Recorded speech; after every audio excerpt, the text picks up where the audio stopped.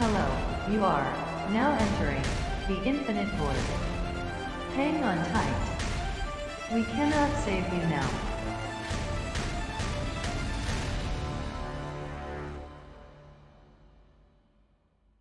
Hello and welcome to this week's episode. I'm your co-host Matty. And I'm your co-host Jacob, and today's episode is part 2 of our series, What is Free Will? Arguments Against Free Will. So last week's episode, we did part 1, and it was arguments for free will, and we kind of sat down and discussed different kind of arguments, debates, and opinions on what free will could be and why it existed. And this week, we're going to be looking at arguments, opinions, and debates on why it doesn't exist or it isn't real. And just like last week's episode, I thought I'd kick it off with a little introduction on what free will is, in case you missed last week's episode. So free will is the capacity of agents to choose between different possible courses of actions. Free will is closely linked to the concept of moral responsibility, praise, guilt, sin, and other judgments, which apply only to actions that are freely chosen. It is also connected with concepts of advice, persuasion, and deliberation. Traditionally, only actions that are freely willed are seen as deriving credit or blame. Whether free will exists, it is an implication of whether it exists or not, are some of the longest running debates of philosophy and religion. Some conceive of free will as the right to act outside of external influences or wishes. Some conceive free will to be the capacity to make choices undetermined by past events. So in this episode, part 2, we're going to be looking at arguments against. So off the bat, Matty, where's your research this week kind of led you?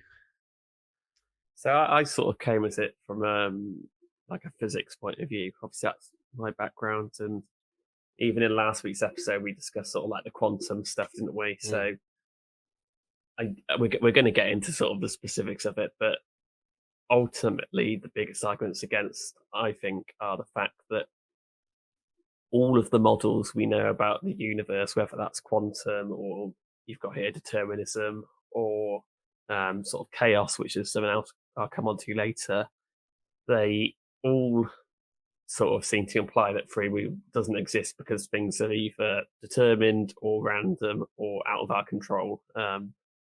That's sort of where my research took me, and what I am most interested in, I guess, about it. So Yeah, I'd probably agree with you. I think I've been doing a lot of listening this week. There's so many podcasts that talk about this. So I've been doing a lot of listening on like determinism and a little bit on like fatalism and even a little bit of like stuff on neuroscience with this idea of how we can like trick the brain sometimes into thinking things or seeing things. And even this idea of like, I know it's not really connected to free will, but like the idea of like an optical illusion too, and changing what you observe to be correct with that data and stuff. So I found all that kind of stuff interesting. So I think it'll make for a good episode. But out of everything, we should probably start with determinism because I'd say it's probably the most obvious argument for against free will, right? It's probably the main one in the room. Sticks out like a sore thumb. Yeah.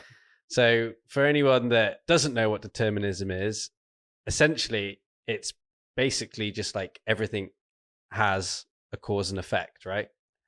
Everything is kind of like, well, it's determined. And the reason why people make this argument for like determinism on free will, and correct me if I'm wrong here, is it's just like the idea that like physical reality is kind of like deterministic to some extent. I know we're going to get into like chaos theory and chaos and stuff, but to an extent, it's very deterministic. And because consciousness exists inside reality, and you keep breaking it down to whether it's biological or whatever it is, even to the quantum level, there's an argument that would probably then be deterministic. Yeah.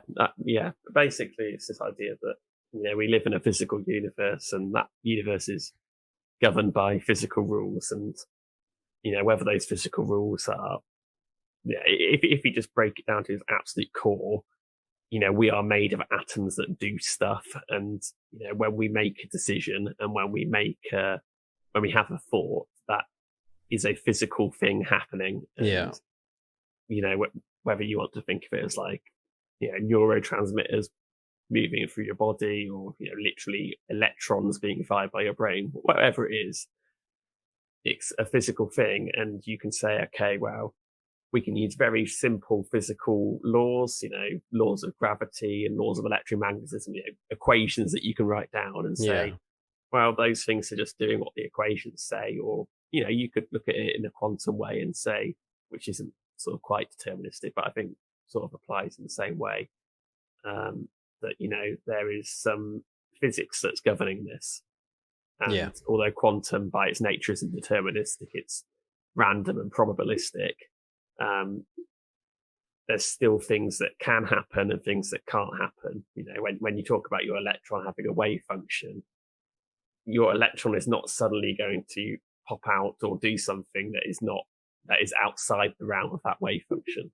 So I think that's the most obvious answer, most obvious sort of argument against free will, is that no matter which way you look at it, whether you're looking at quantum rules or these sort of physical laws that you can write down, everything in the physical universe is governed by physical laws. So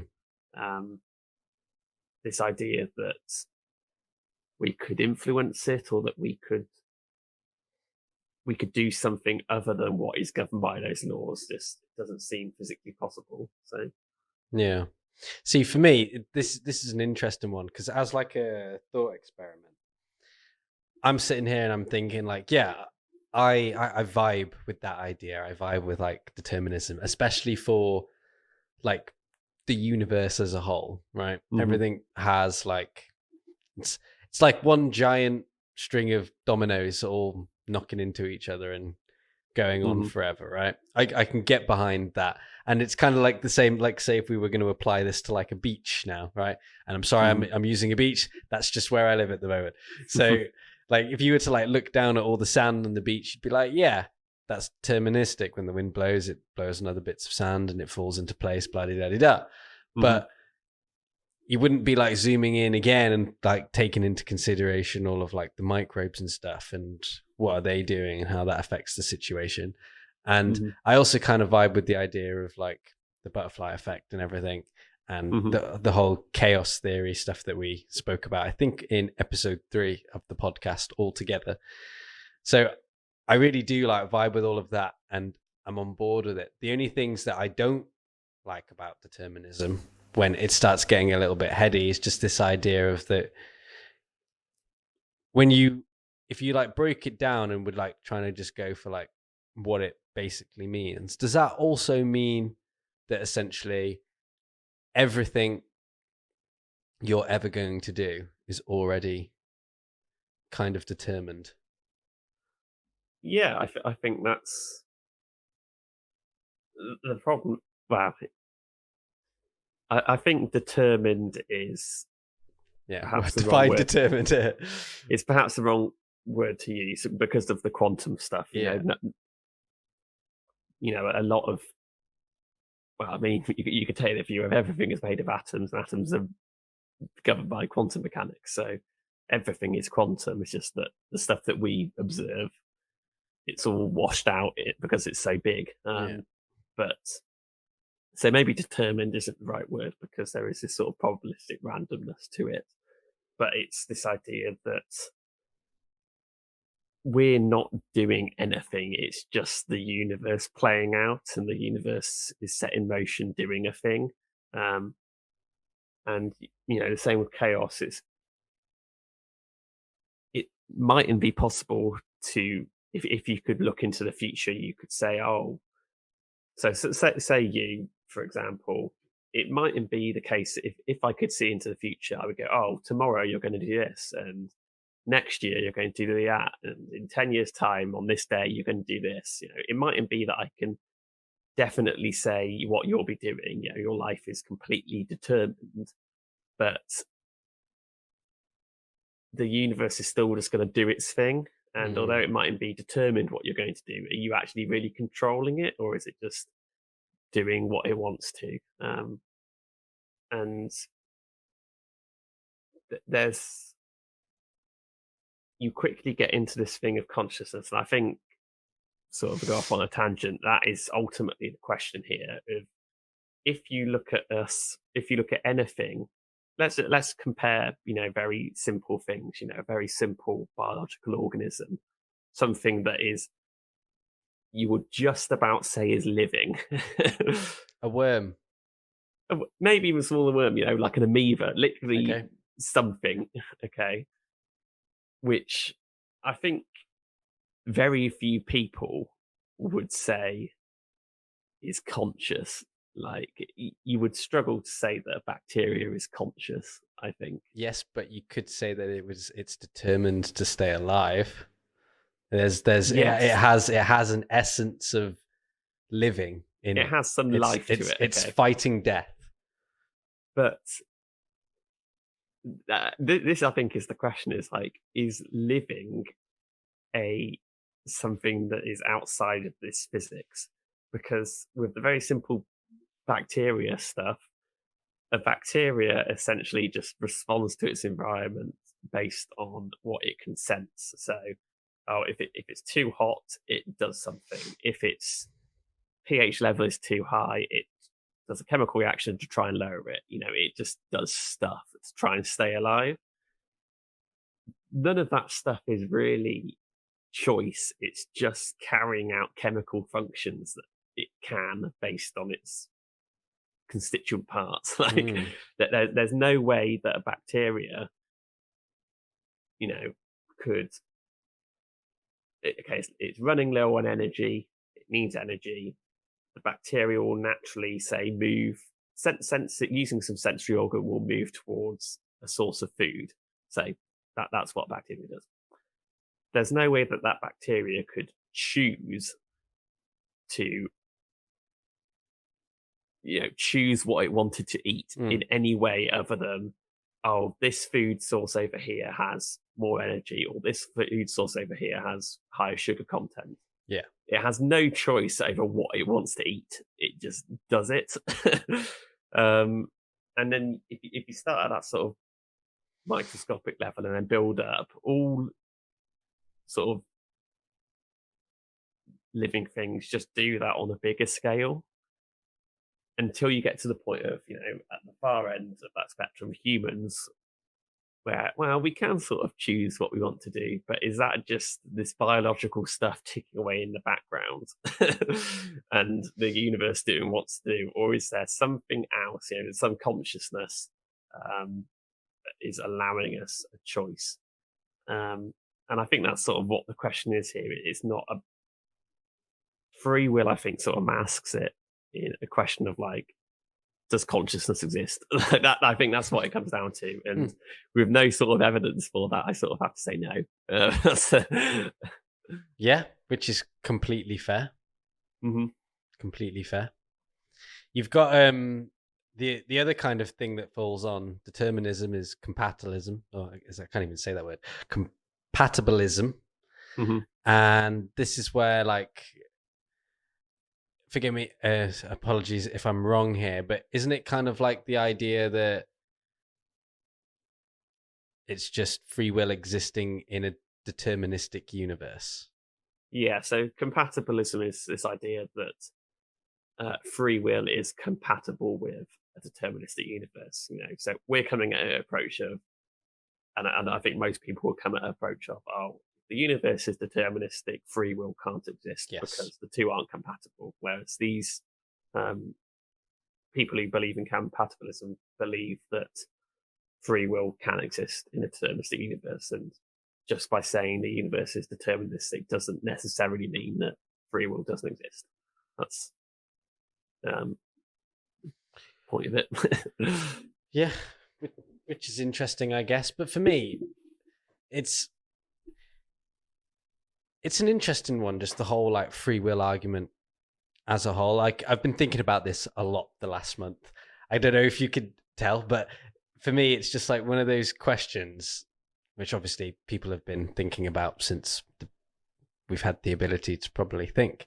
But for me, it's one of those things that I just find really like confusing, because the more you think about it, the more like heady it gets. I was chatting to my girlfriend because I thought this was quite funny, but I was just like thinking that, like when you want to know how like much somebody has thought about some like really obscure like kind of like thought experiments and stuff, like, I don't know what you'd call it. Maybe it's like enlightened, or maybe it's like an interest in science, or the like having their mind blown, or whatever you want to call that.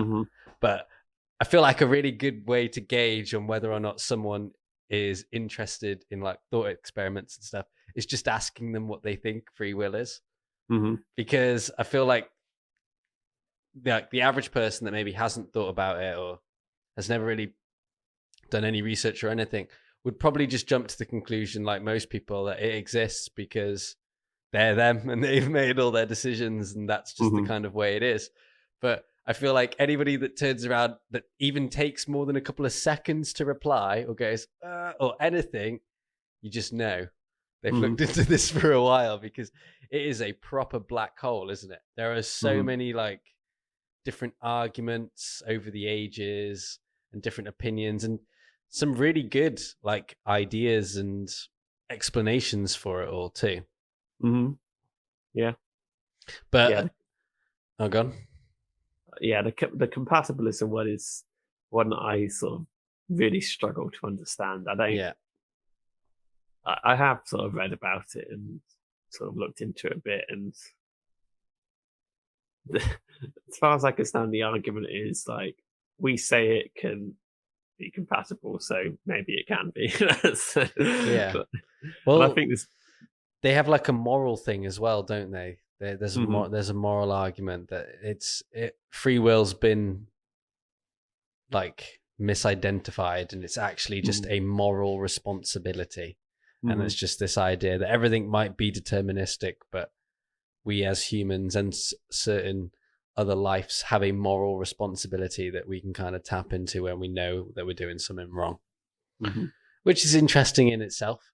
But to me, and this, I don't actually, you know what? I'm not going to say it. We'll just move on. Another interesting thing for me is like this whole neuroscience kind of like sub area on free will, because there's obviously a lot of research and kind of testing that's gone into like the idea of like illusions and tricking the mind and doing all this kind of stuff. So it's interesting like looking at neuroscience too and seeing what they've kind of got to say about it. And they're talking about how like it can all be to do with brain signals and readiness, I guess, to how people make decisions making. And it's, from what I can imagine, are these like those kind of machines that you like put on the brain and then they get asked people to like tap buttons and respond to light colors and stuff like that?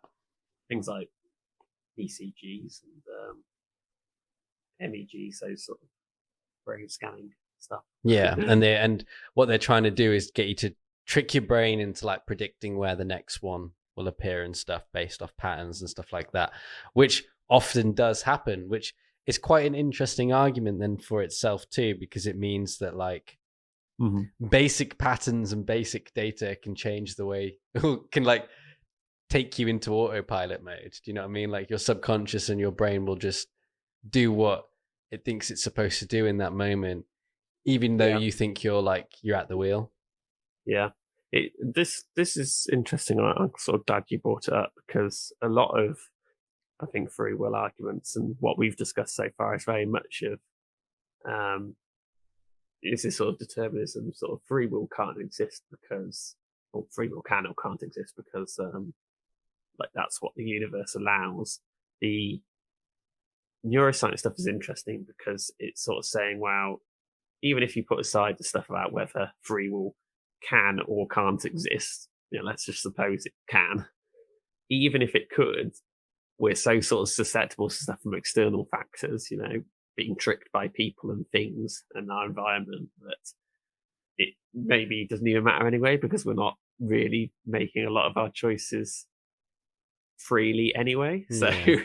even if someone sort of has free will, you sort of see all these experiments, and there's even, sort of social trends and stuff.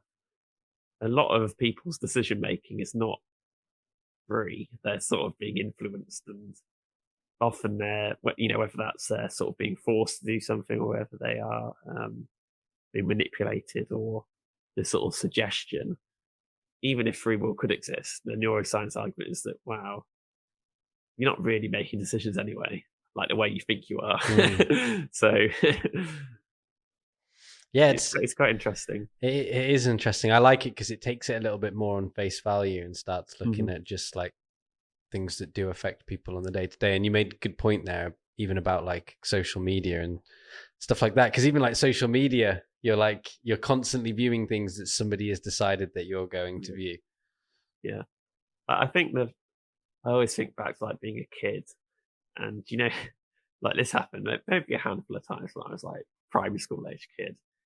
You do something that's just stupid, like just dumb, and like the teacher like calls you out on it, and like they pull you to the side and they go, "Why did you do it?" And you just go, "I don't know."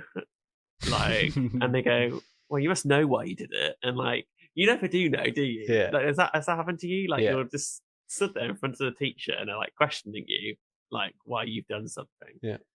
And you can't give an answer because you don't know why you've done it. You just did it. Like, Yeah. And I think like that's the sort of like prime example of this, is that you can do stuff about. You maybe even like can trick yourself into you're doing something for a reason when you're really not. Yeah, 100%. People all the time. Mhm. If you tell yourself something enough, you can easily believe it.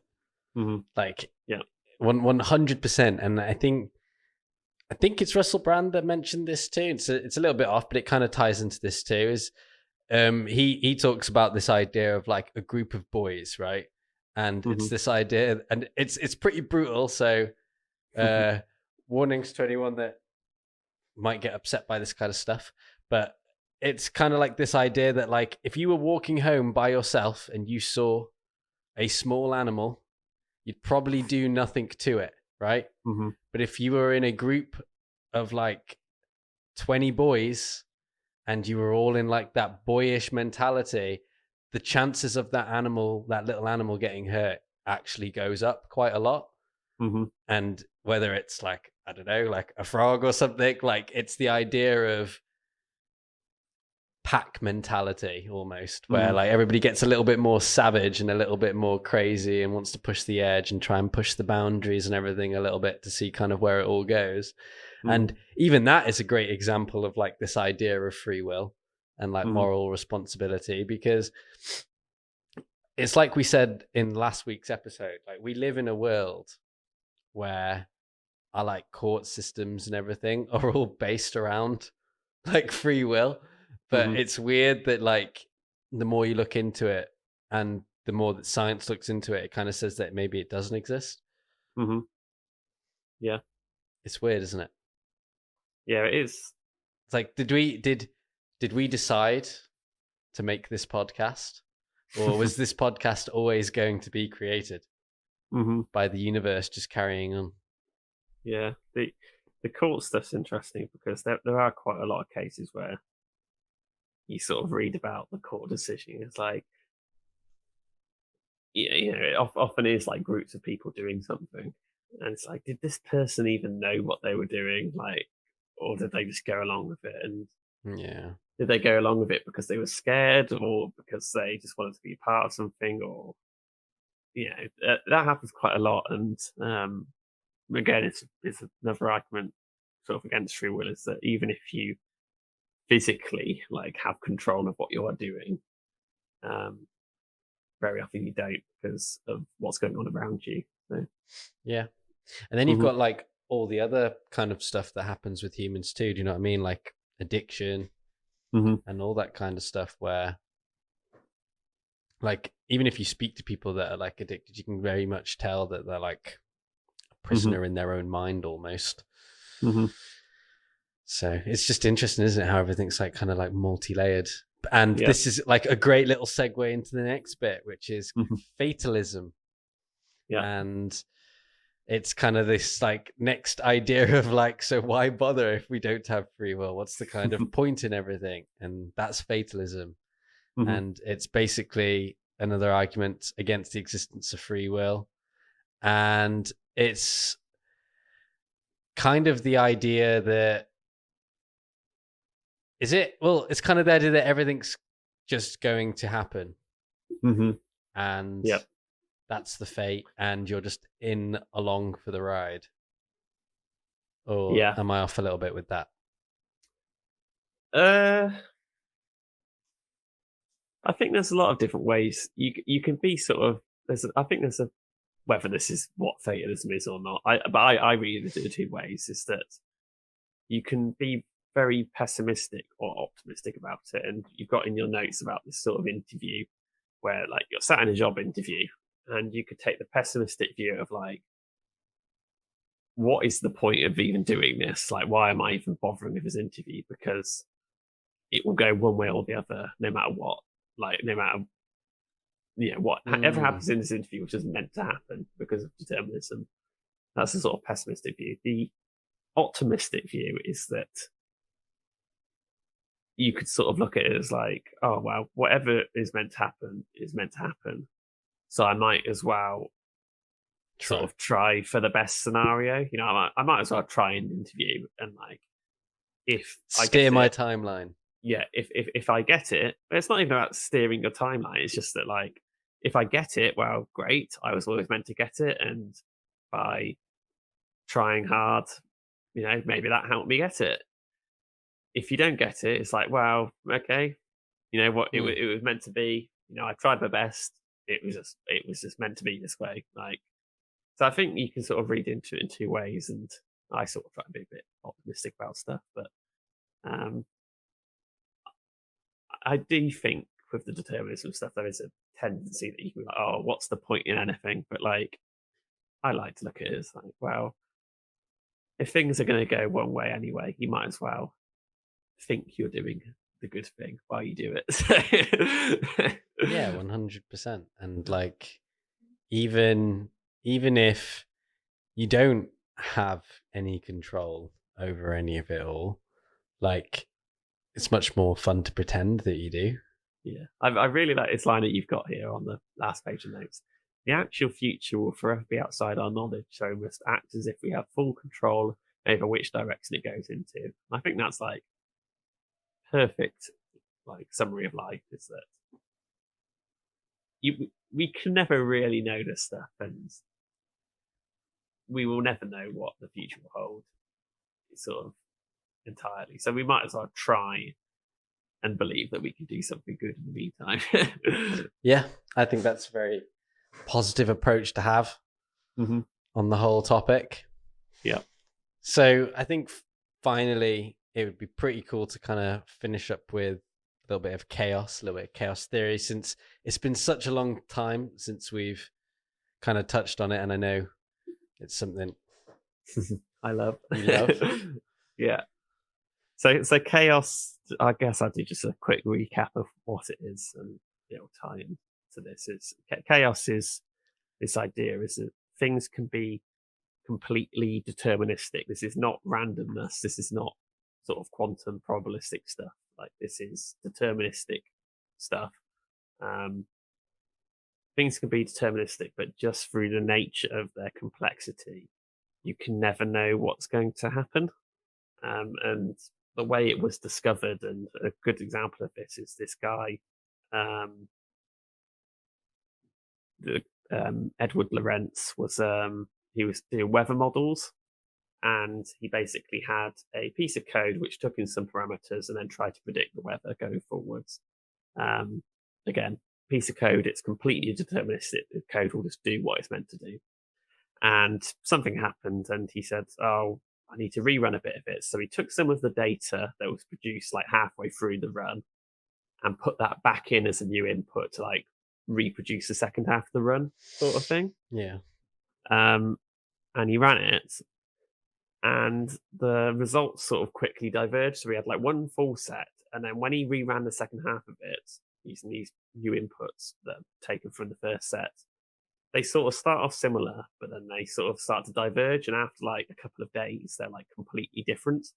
And the reason for this was that the code was like computing with like 9 decimal points or something, but the printout that he put back in only had like 6 decimal points.